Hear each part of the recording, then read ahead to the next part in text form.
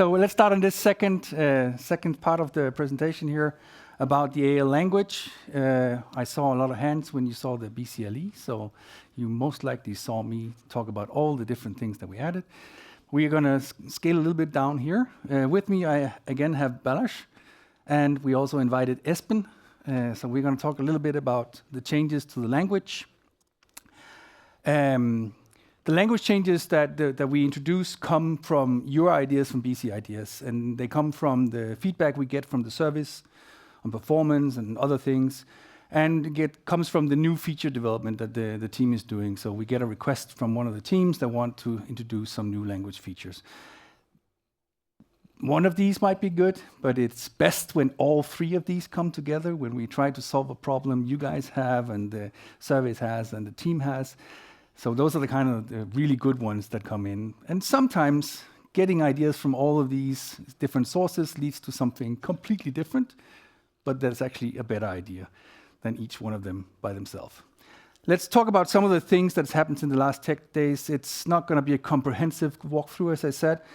I'm talking a little bit about some of the language constructs, some of the enhancements for maybe reducing the amount of code that you have to write or making the code more readable for some. For others, it might not be readable, but let's talk about that. And then we're going to talk about the testing that we've added, the ability to test using HTTP client mocking.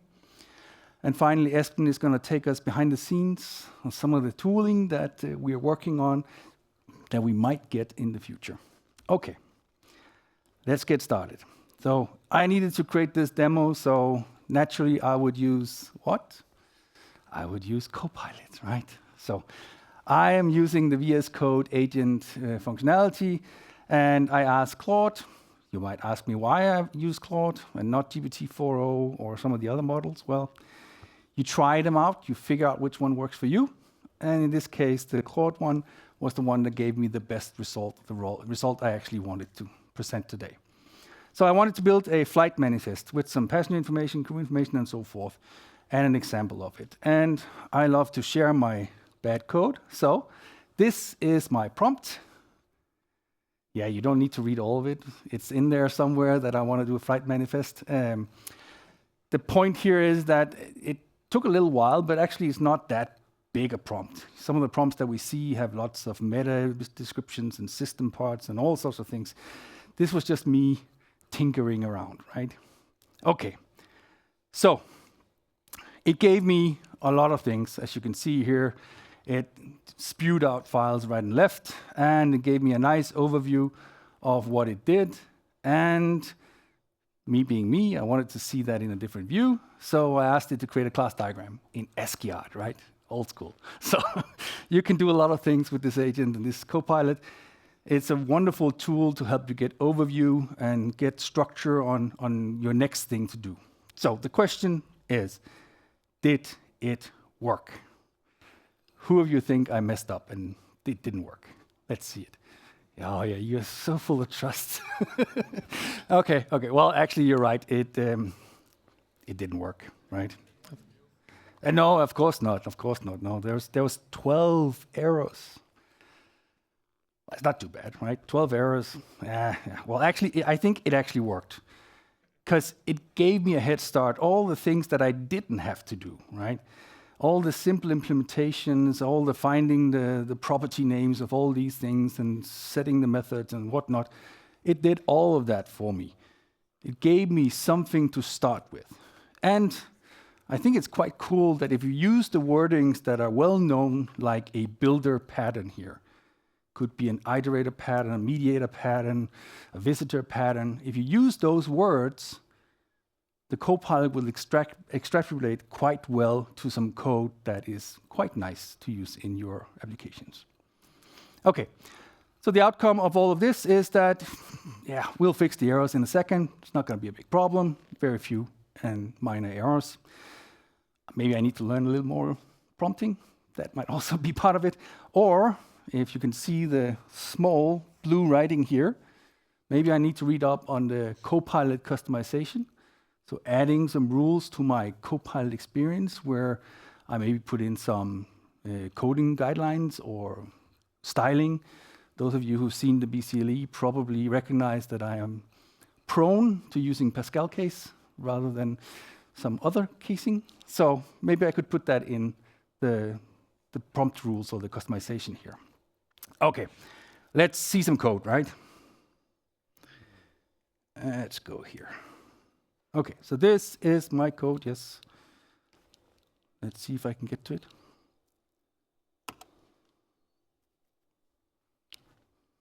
No? Yeah, same problem every time, and I keep forgetting. There we go. Okay, so this is my code. These are the 12 errors I have down here. All nice. It leads me to the first problem, which is it's trying to exit code unit manifest builder. Okay, what does it want me to do? It wants to return an instance of the manifest builder code unit. So that allows me to talk about the first keyword that we introduced not too long ago, the this keyword. So the ability to reference your own object, yourself, a self-reference. So I can actually use this here. Instead of returning the code unit, I can return this. So let's do that, right? And just replace everything here with this. And voila. We should be down to, come on, 4 errors. Haha, this is easy. Coding is easy, right?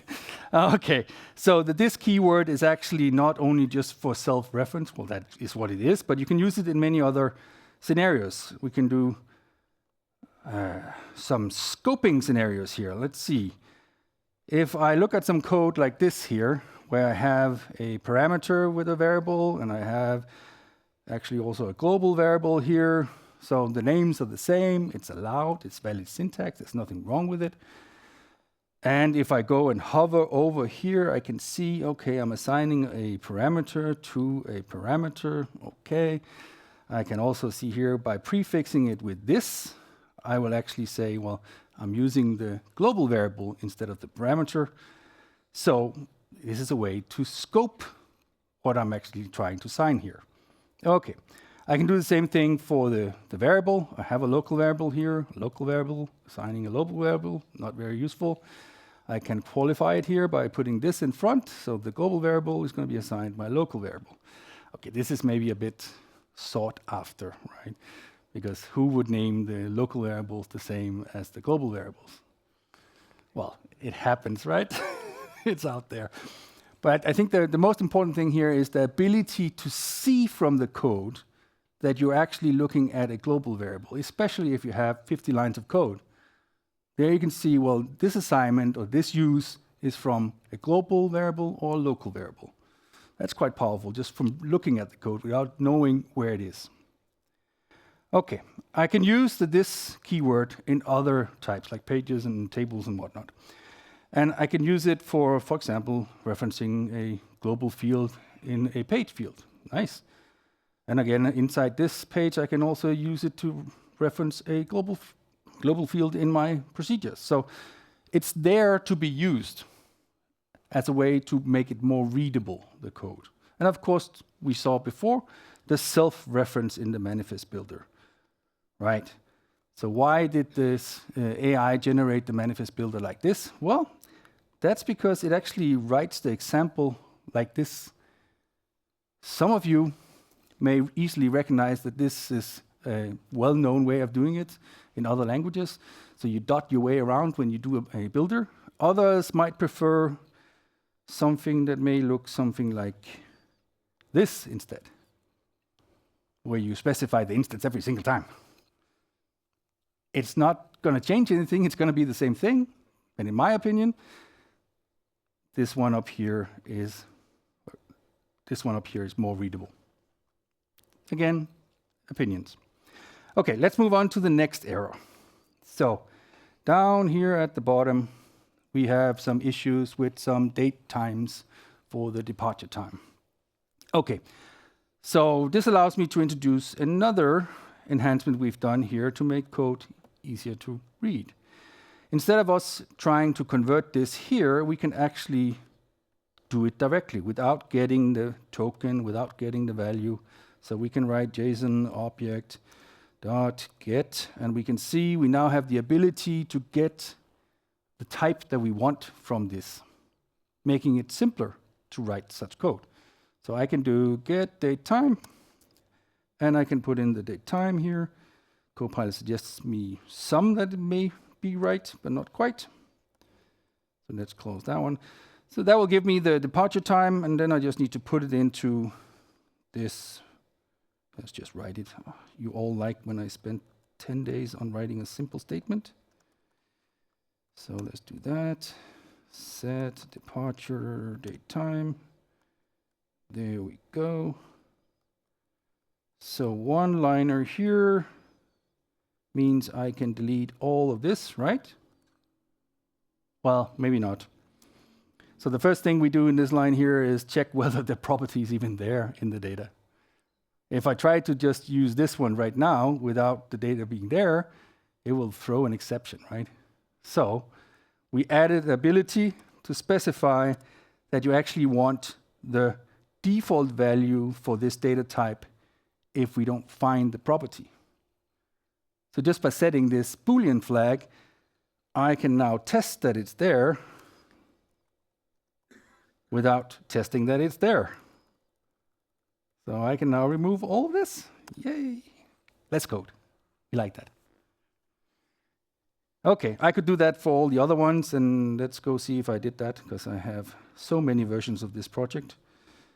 So I did that here. So you can see, instead of having all the if statements, I just set it do, and then we have read the data. Okay, let's see. We want to do something with this work here. Let's see. I have my example here, and it's printing out the totals at the end of the document, or the end of the function here. What if I want to know how many of my passengers are actually employed by the airline? That has a special term. Does anyone know what that term is? I find it quite funny. It's called a deadhead passenger. I don't know why I find that funny, but I do. So it's called a deadhead passenger. So I could start by adding a new file and a new interface maybe that will implement the deadhead passenger. And of course, I want all the information from the passenger. So I would have to inherit, extend the passenger interface. So we added the ability to do that. And actually what I did was I asked Copilot here, say, hey, implement the deadhead passenger. Extending the passenger interface. Okay, and it actually did that. So that gave me this file. And we can see it extends the passenger. So you can use the extends functionality to extend and add additional data to an interface. Or maybe you want to have a new version of the interface, or some other reason for having additional methods on an interface. So you can do that using the extends. Okay, I want to use this. So I'm going to go back to my example here, and I'm going to do another function that does, let's copy this one and say the deadhead. I love that word. It's a nice word. And we, of course, want a new function for that. So we want to do a get deadhead passengers.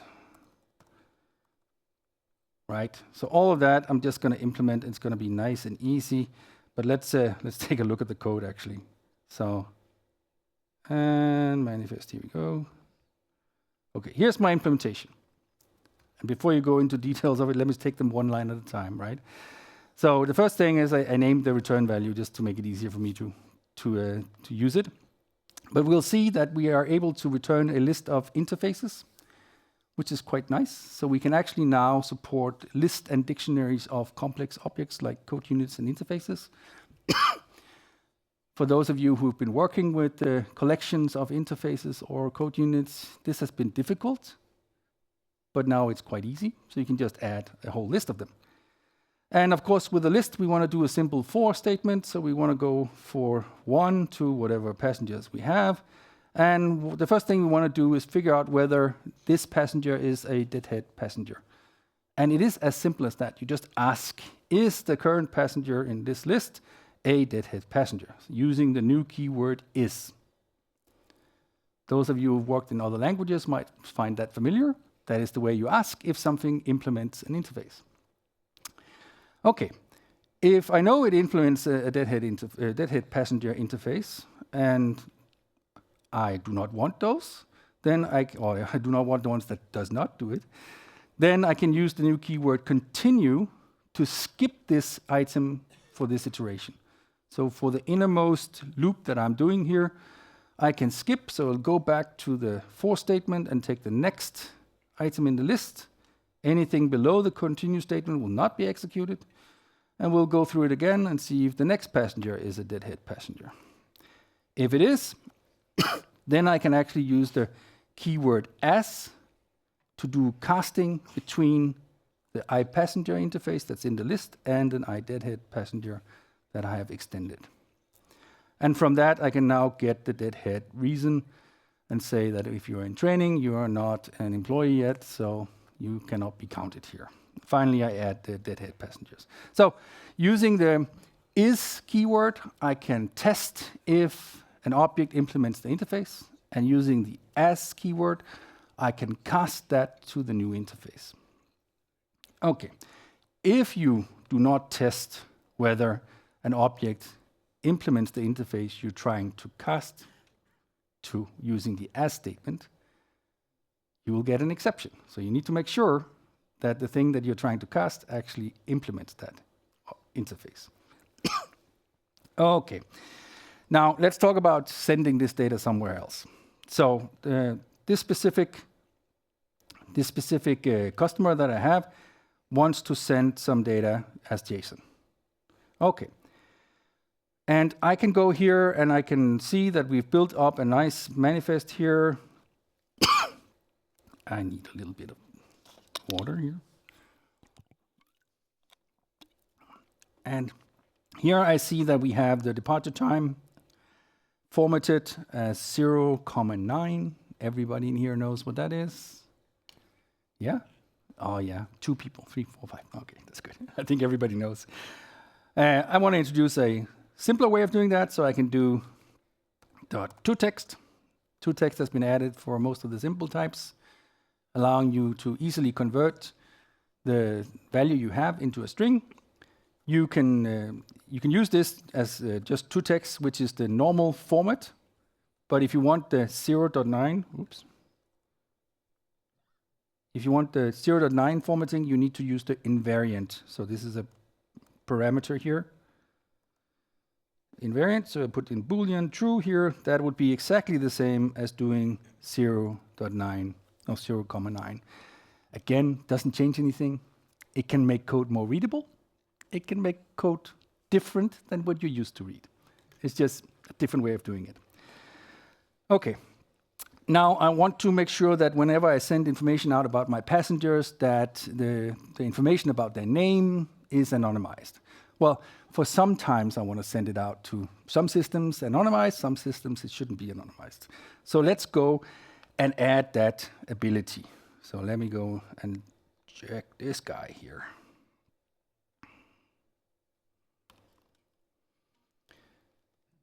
Yep, so if you just go back to this guy. Yeah, and I'm trying to get back to it. You see, I added a parameter allowing me to anonymize the JSON that I'm creating, and I passed it on to the passenger to JSON function. So here, let's see if I can find that button. I need to add the anonymize, so I'll do that. No, I can never spell to this. There we go, anonymize. Okay, now for me to anonymize the name, it seems quite simple. I can do an if statement here saying if anonymize, whatever, then we do something different than we used to do. Maybe we put in redacted instead of the actual name.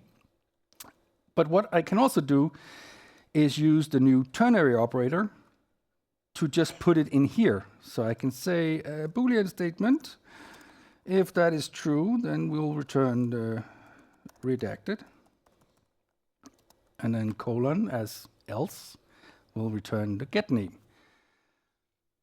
So this is a very shorthand way of writing if then else. The ternary operator allows me to specify a Boolean expression. What happens if it's true? What happens if it's false? Now, as with great powers comes great responsibility.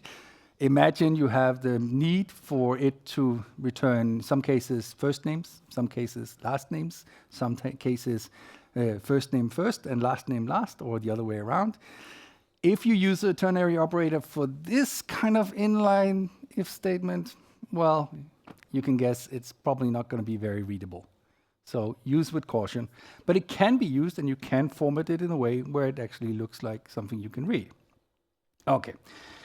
This requirement here also says that I need to change the structure of the document that I'm sending out to be a little more complicated.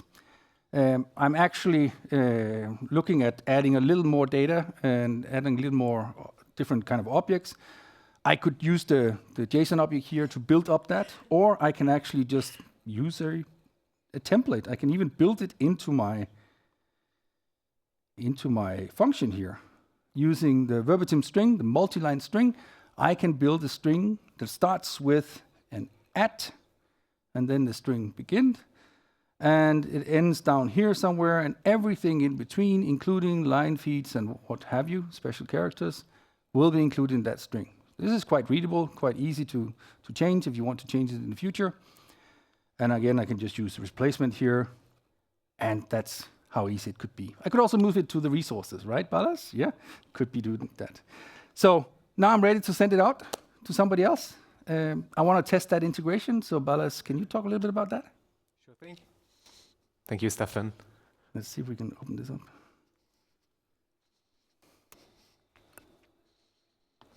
All right.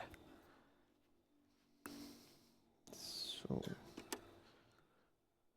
perfect. Okay, so how many of you have had to integrate with some kind of external service in AL before? Yeah, quite a few. Great. So testing these integrations before has been quite a challenge, at least for us internally, sometimes even requiring setting up a mock service and rerouting requests to be able to test these integrations.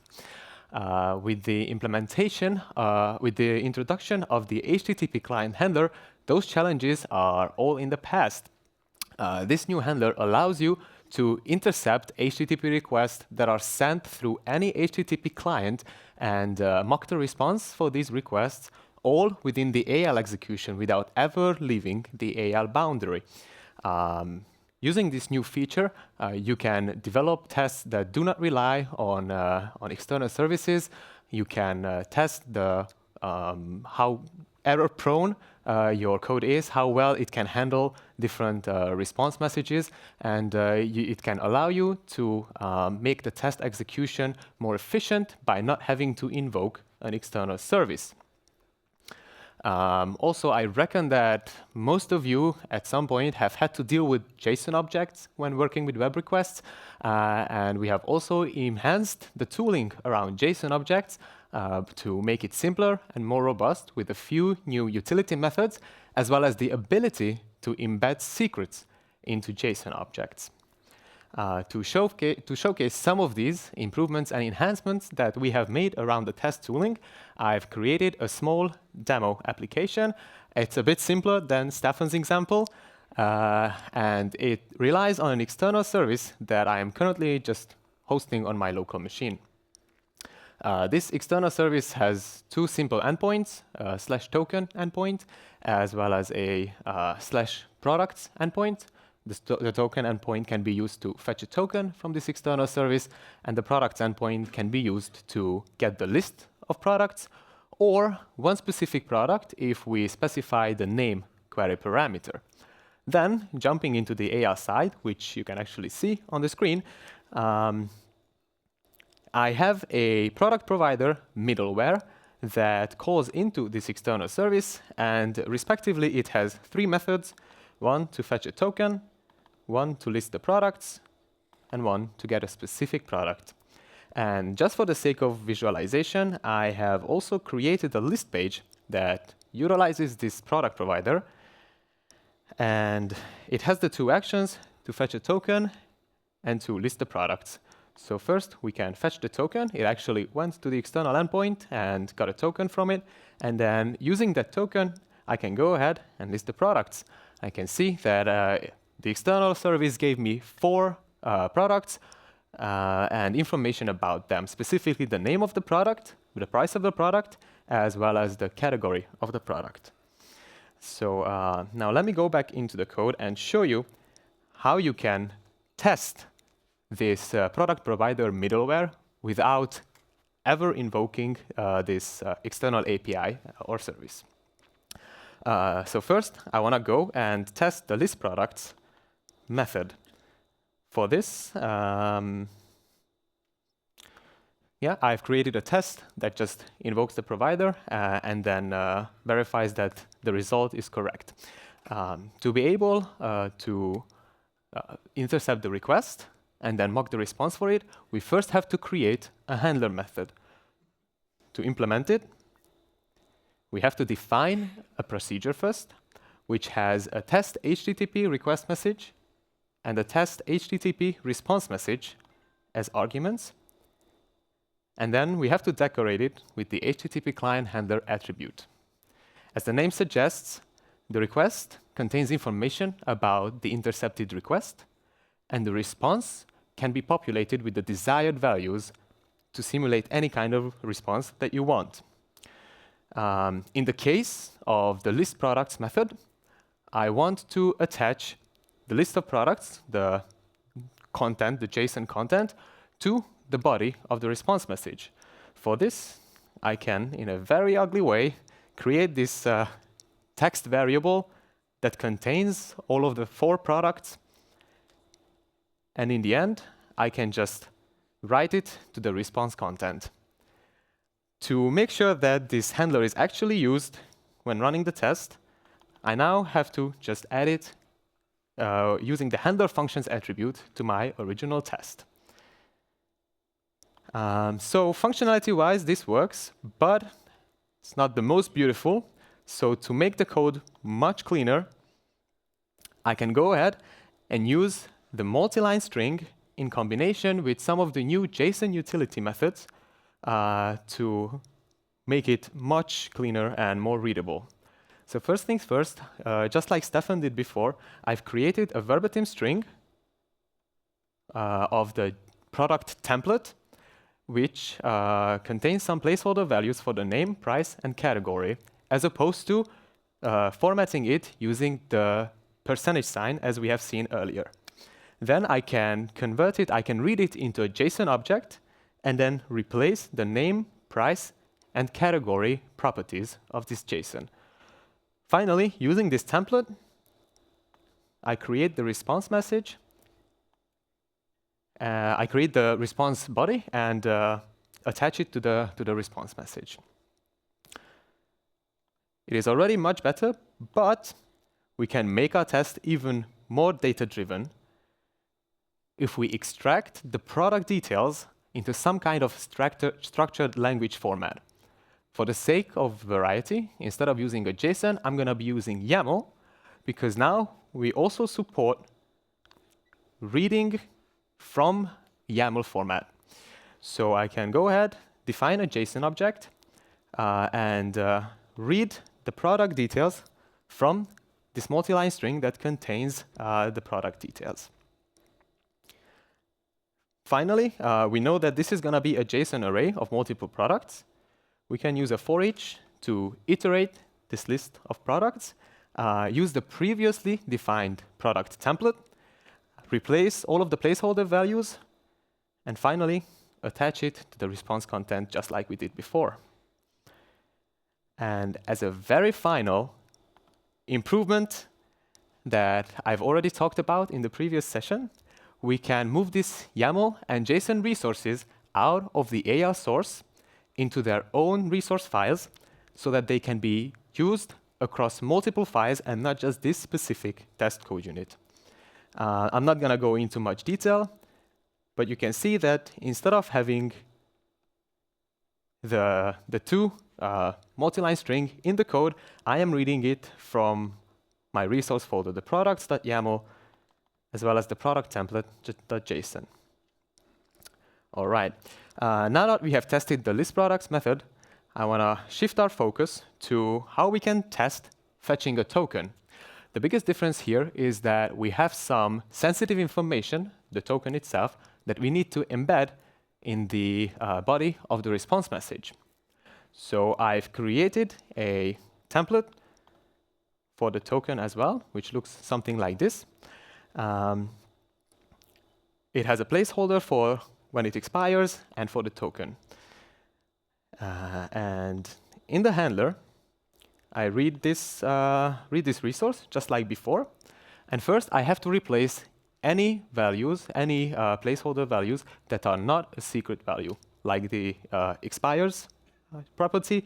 I am replacing with the current date time and using the toText that Steffen also mentioned previously. And finally, to put the actual value of the token, which is a secret value, into the JSON object, I can call the writeWithSecrets2 method on this JSON object. It will take the content of the JSON as well as the secret value and replace the, in this case, token pop property with the actual secret text and produce a completely new secret text now with the embedded token.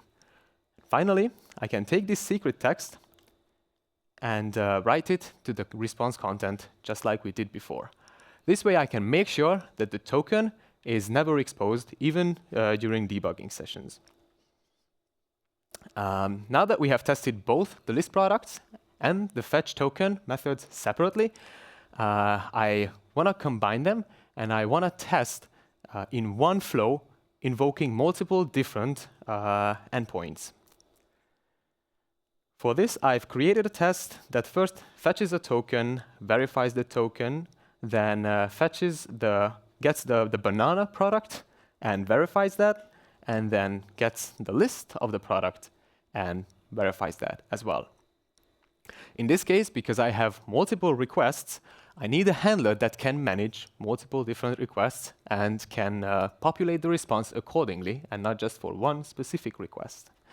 In this case, we can utilize the test HTTP request message, which contains information about the request type, the request path, as well as the query parameters of the request.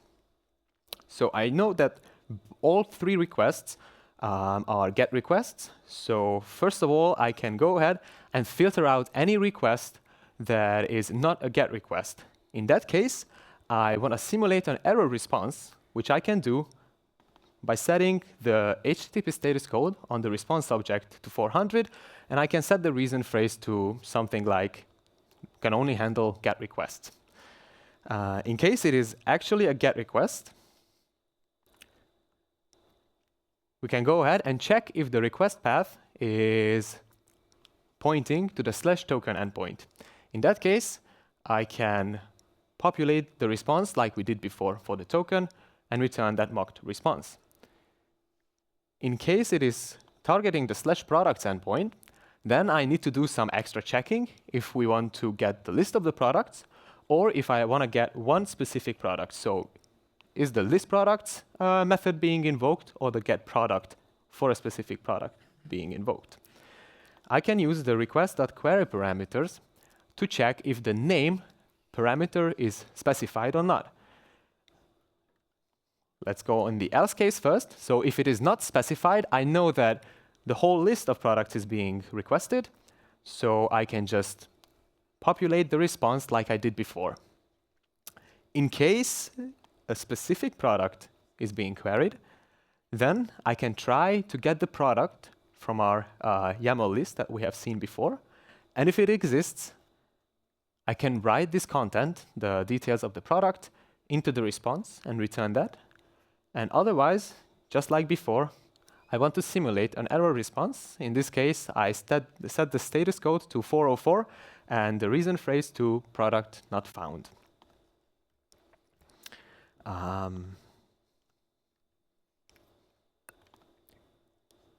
Yeah, so that's been it. And now let me invite Esben onto the stage to give you some behind-the-scenes information. Thank you, Balázs. Take it away. Welcome to the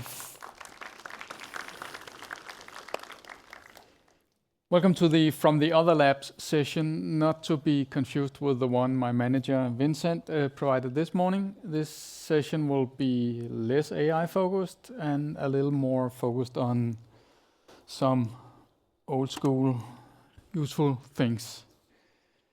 This is about tools for building apps and how to hack the manifest without changing the source. So this is from one of our repos. We have a lot of mono repos with a lot of AL projects in it. In this case, it's the BC apps repo, which is public.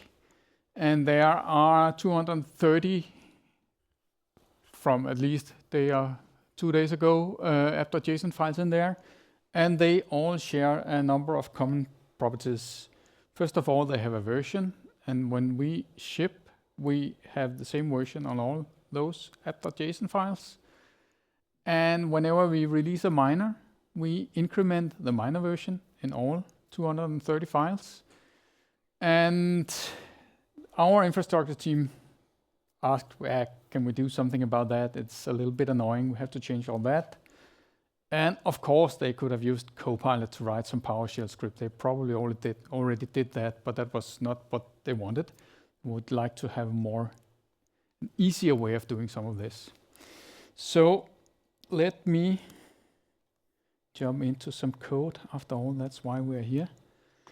Instead of fixing the BC apps repo, I picked another one and I chose Steffen's demo repo for TechDays. And as you can see, a lot have happened since 2024 to 2025. Steffen got Copilot, so we have 4 times as many files rather than just one hello world. But what Copilot didn't do for him was to do anything about his project files here. So it would be nice if we somehow could get the same version in all those, and it would be easy to have in a pipeline. So let me start to do something up here. Because if I start by deleting the version number, the compiler will complain. Should, at least, unless it's falling asleep.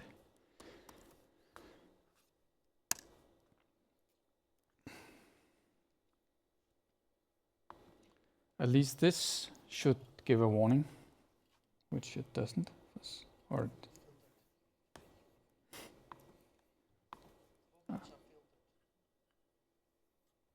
yes, good catch.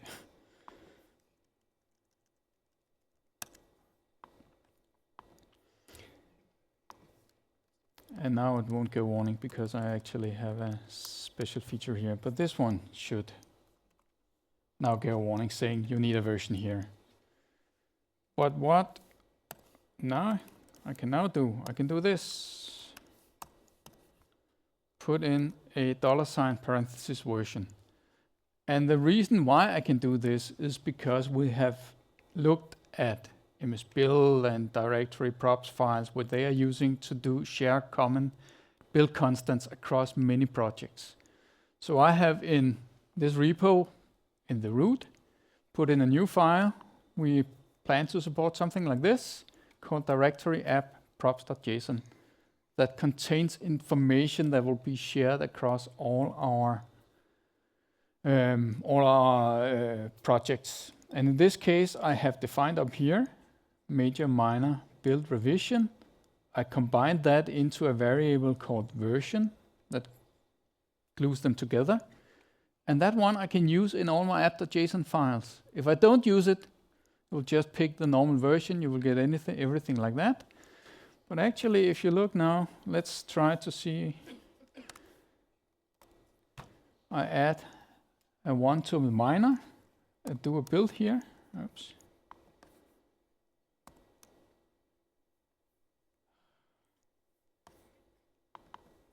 Let me get into like this.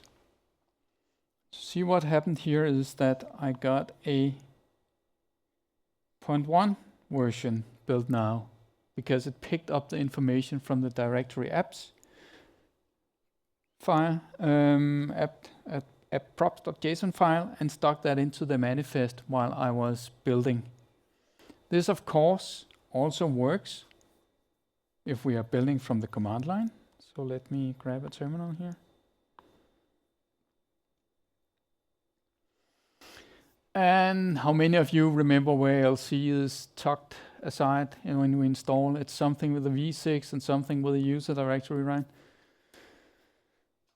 We have done something else. We now have a tools package. It's in preview. It's a .NET tools package you can install. It's easy to install in pipelines.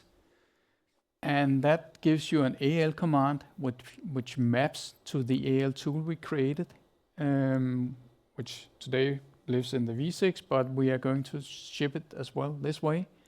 So I can now do AL compile and point to the project I'm in here.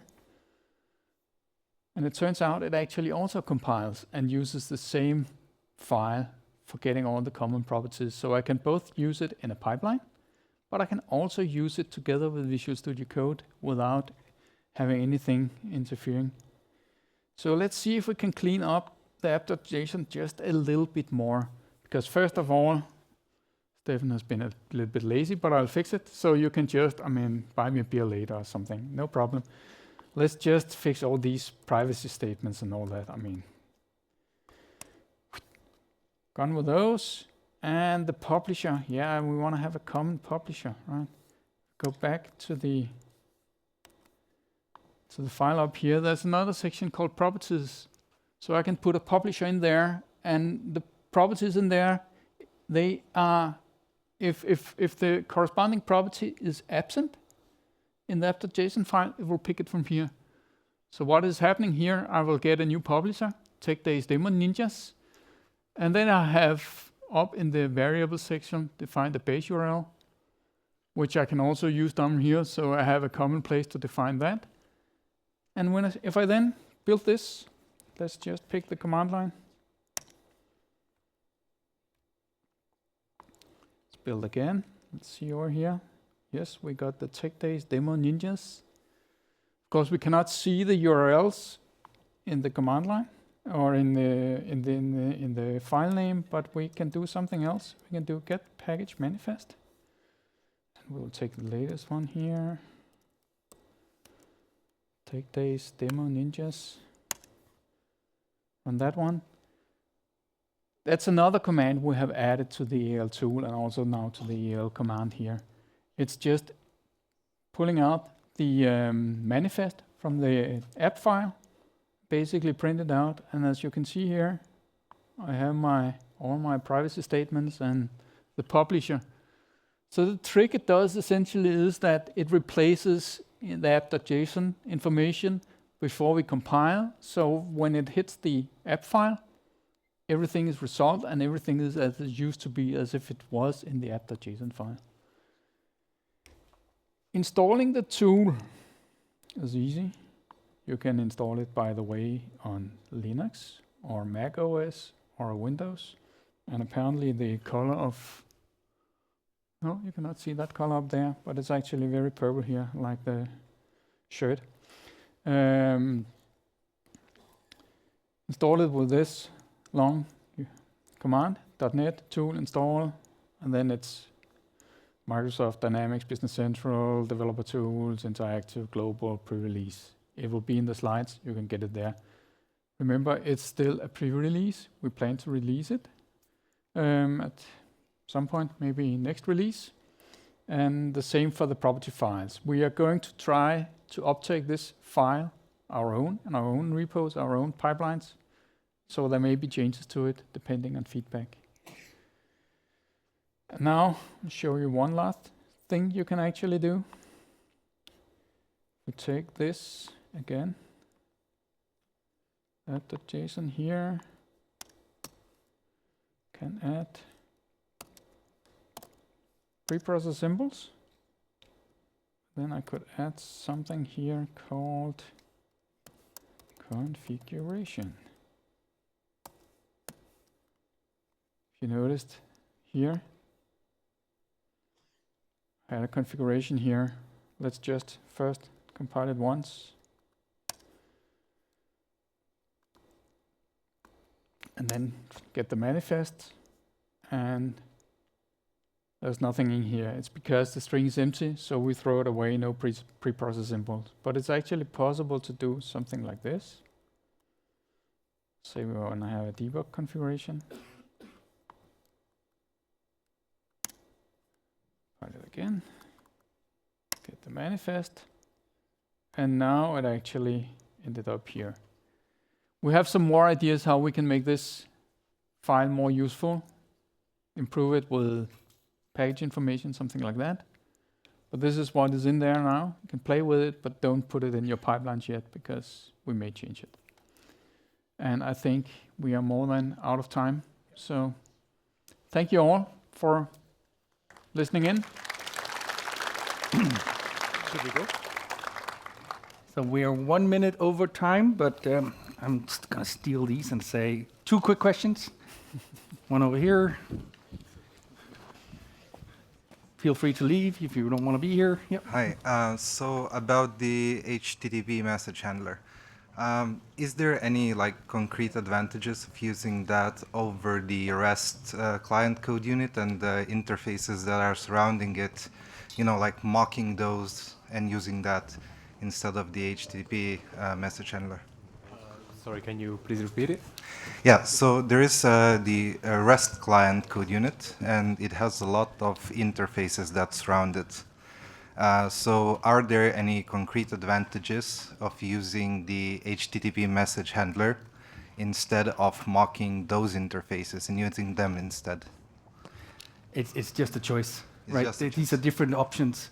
So you don't need the REST client implementation if you just use this handler here. But if you find that is more useful for your scenarios, for making your tests more readable, more maintainable, then by all means use that. This is the different options.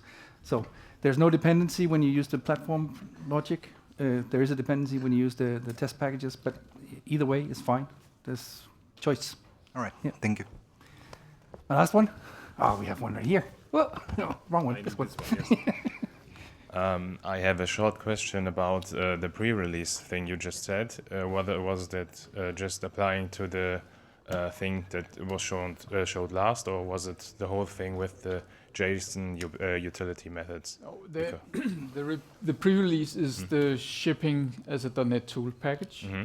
The other one is currently in the insider build of the extension. Yeah.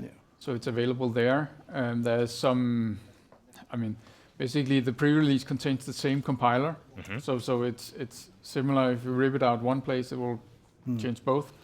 But in some way or form, we expect it to ship the .NET Tools package. We have wanted to do this for a long time, and the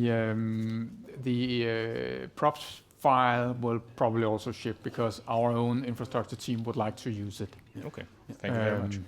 Yeah. Thank you. So, thank you very much, everyone. Have a great conference. Enjoy.